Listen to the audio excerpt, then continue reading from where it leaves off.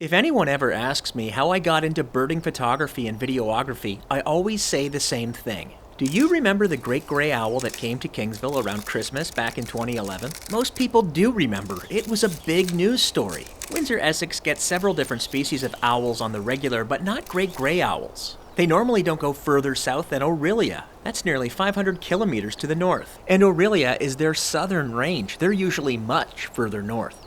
I remember going out to Kingsville with my future wife on a date of sorts back then. By the time we got out to Kingsville, news of the owl had already spread through Essex County and beyond.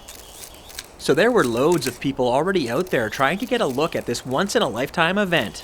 So many cameras and onlookers, and yet the owl didn't seem to mind. After all, these owls are normally found in the Arctic. They don't have to worry about humans. The great gray owl was in the Kingsville area for a couple of weeks and even made it to CBC's The National. It was that rare of a bird to see in Essex County. I told a few friends who worked in the news business about the great gray sightings in Kingsville, and they headed out to try to get some footage for Canada's national news. As luck would have it, the day that they went out to Kingsville, the owl was nowhere to be seen. They came back to me and asked if they could use some of my owl shots in their story. I calmly told them that they could. After all, it isn't every day that you get to see some of your shots on the national news. This bird is so rare for Essex County that birdwatchers descended on Kingsville from as far south as Ohio.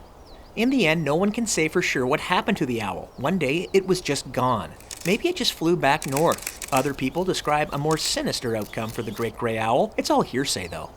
As a result of the experience and what I witnessed with the birding paparazzi, myself and other local birders are always secretive about who they tell about their owl sightings. Stories of people baiting owls for the perfect photo opportunity are legion on Facebook and always subject for debate. So it's just best to keep it to yourself and a select few friends if you see something extraordinary. Since Kingsville's great gray owl 10 years ago, I have loved birding photography and videography, but owls are a special passion of mine. They are symbolic of wisdom and challenging to find. Nature made them to be perfectly camouflaged. I've pretty much seen every owl species that Essex County has to offer. The eastern screech owl,